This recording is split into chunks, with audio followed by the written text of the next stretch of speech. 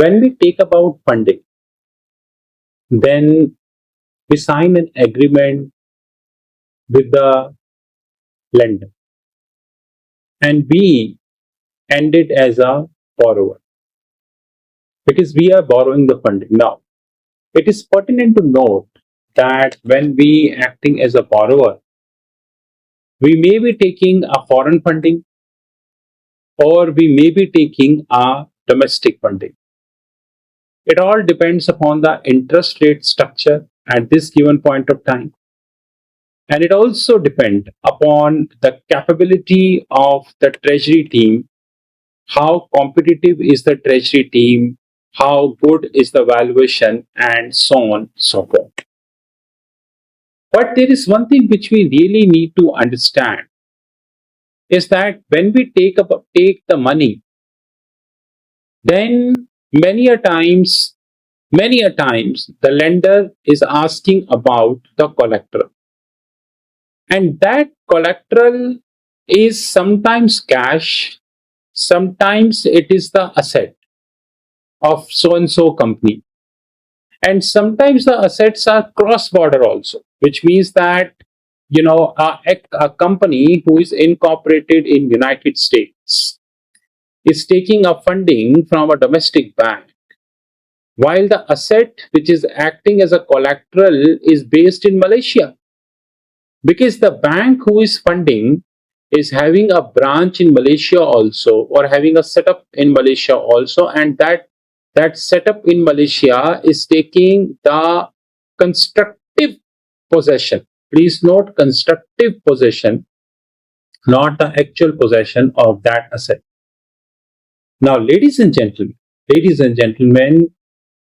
when a lender gives money, gone are the days when lender used to give money based on collateral and they sleep. And God forbid a default has had happened, and then the lenders are putting fingers on each other, or there is negative email between the lender and the borrower, and the court cases, and so on and so forth. To resolve this problem, the corporate finance over the period of the time ended up developing or creating a product which is technically known as covenant. What is covenant? What exactly is the covenant? Covenant, in a plain parlance, now I'm not using a technical definition, in a plain parlance, covenant means a condition which a lender is posing on the borrower, and the purpose of that condition is lender wants a borrower to continuously inform him about the development. And when I'm using the word development, nowadays lender wants the borrower to even inform them about the actual usage of the money. And not only the actual usage of the money, but also where exactly this money is being spent. So, example, you are borrowing $100 million. So the lender, say so and so, wants this company, say so and so, to let the lender know where exactly is this $100 billion is used, and whether this $100 billion is used for the purpose which is said by the borrower to the lender at the time of taking up of the fund. Now, when we take money based on an agreement which is simplistically, very plainly speaking, known as credit agreement. Now, credit agreement, as the name defined, it means that XYZ lender, so and so lender, is giving money to so and so borrowers on a condition that this much interest rate to be paid, whether the collateral is already decided or it is not decided, under what terms and condition the collateral can be released or it cannot be released, and what would if the collateral to be paid in a so and so way, in a so and so and that way.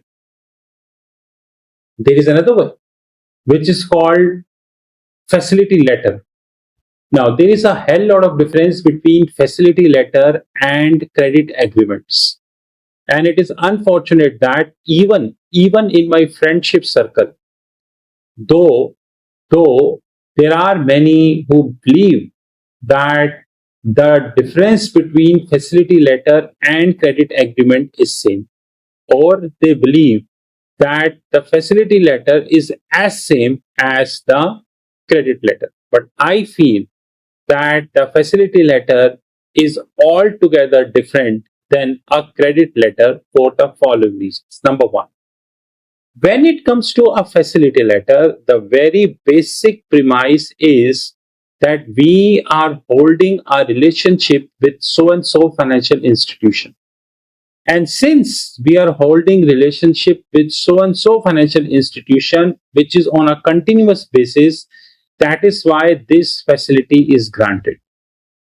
On the contrary, the credit is a term which is used generally in the world of investment banking, which is known as syndication, whereby two, three, or more than five, sometimes more than 10 banks join hands and fund to a so and so company in such a huge amount, and they have to develop which is called intercredit agreement, but that is not the part of this video.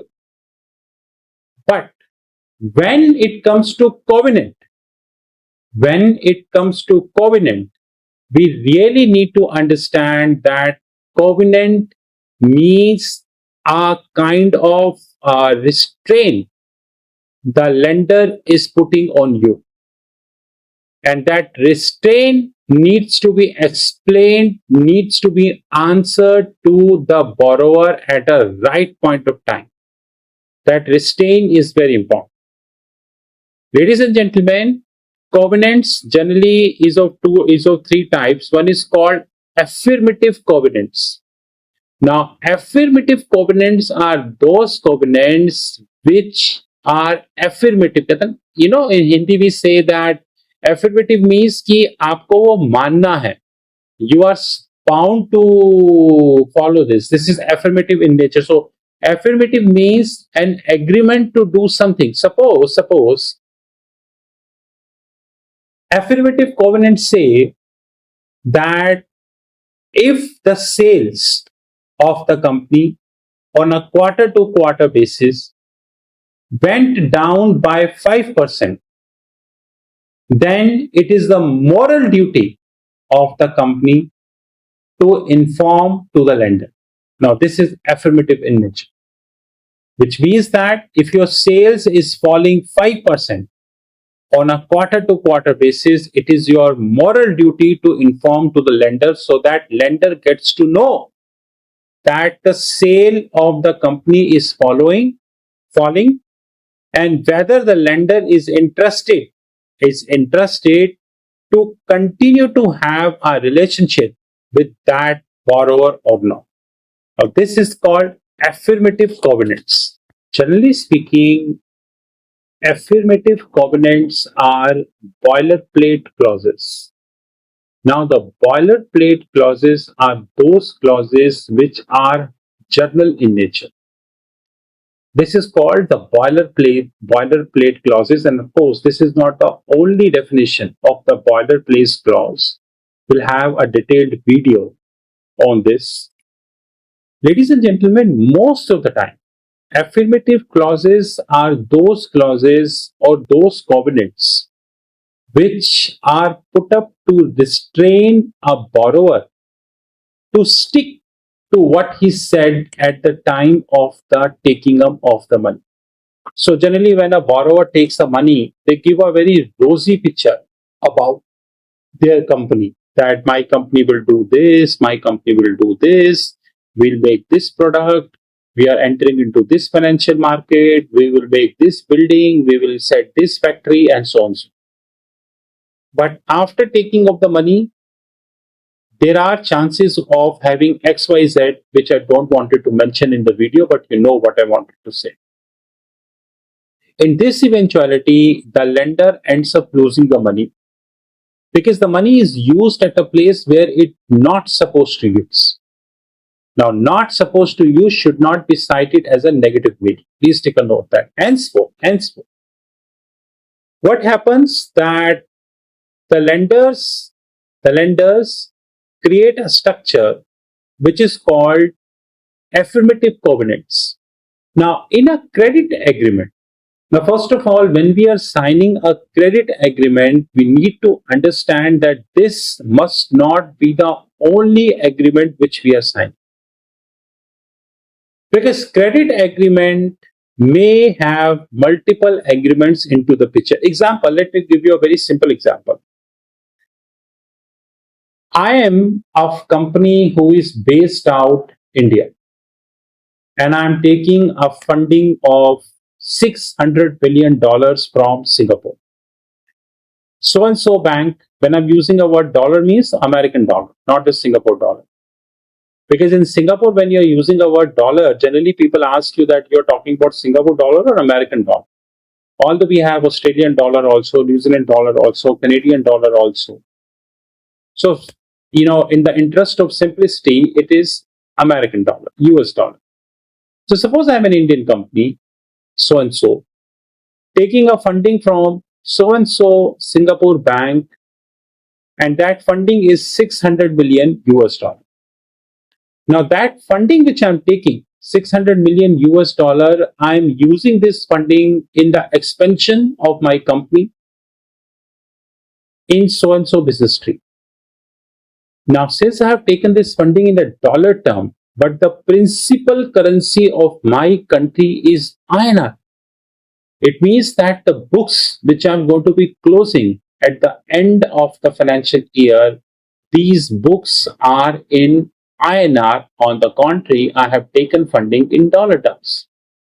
Now, gone are the days when the funding used to take up in LIBOR. Now it is SOFR, which is secured overnight financing rate. It may possible I'll take some other rate, which is ESTR, TONA, ONIA, and XYZ. Anyway, since I'm talking about dollars, so I should stick myself to SOFR, secured overnight financing rate. Now, that secured overnight financing rate which I'm taking, suppose the credit spread of my company is 140 bips, which means the funding is SOFR, whatever the present is going on, plus 140 bips. This is my funding. And suppose this is rolling 1 year, which means that after 1 year, between me, who is a borrower, and the lender, say so and so, we'll decide whether we stick to the credit spread or we change the benchmark. So we need to take up a call. In this eventuality, I am supposed to hedge that dollars in my book, because if I do not hedge the dollars in my book, I end up having a revaluation impact in my P&L, and that revaluation impact would be so significant that it may even eat up my profitability, called PAT, profit after tax, which is called bottom line. To secure my bottom line, I need to hedge. And sometimes what happens when you borrowing in such kind of situation, affirmatively that banks name so and so will ask the company name so and so that when you are hedging, you need to sign the ISDA also, which is International Swaps and Derivative Association, the Master Service Agreement 2005.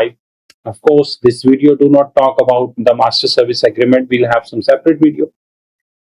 Now, apparently speaking, I'm signing a credit agreement with so and so bank in Singapore. But tactfully speaking, I am signing one more agreement, which is called ISDA.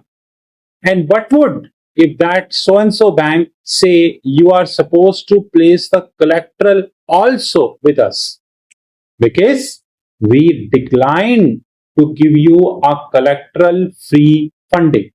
Now, when they decline to give me a collateral free funding, then the collateral which I'm putting is a part of other master service agreement. I'm not mentioning the name and not entering into that domain, else video would be much longer. This eventuality is a tough eventuality, because in this eventuality, We need to understand that on paper, I'm signing a credit agreement, but technically, I'm signing two agreements into the picture. And I'm sticked to both the agreement. And as we all know, that arbitration comes into the picture.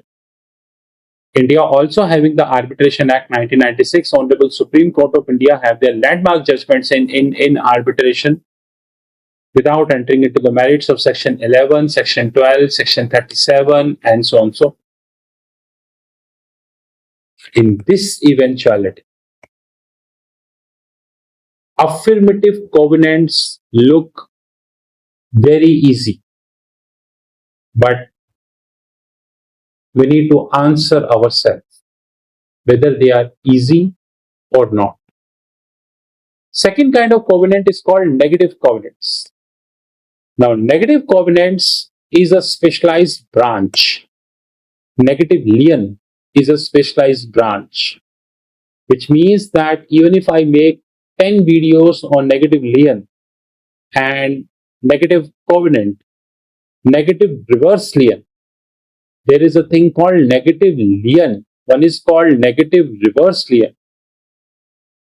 Then even the 10 videos would end up becoming small and shorter as far as the description of this technical concept is concerned. Now, ladies and gentlemen, that negative covenant means that it prohibits the borrower by the lender, so and so, not to do this XYZ things. And sometimes negative covenants are affirmative in nature, and sometimes negative covenant is advisory in nature. Now, what is affirmative negative covenants? Like I said, this is a specialized branch in itself. Affirmative negative covenants means that you are not supposed to do this. And when I'm saying as a lender, you're not supposed to do this, it means you're not supposed to do this, no matter what. On the contrary, advisory negative covenant means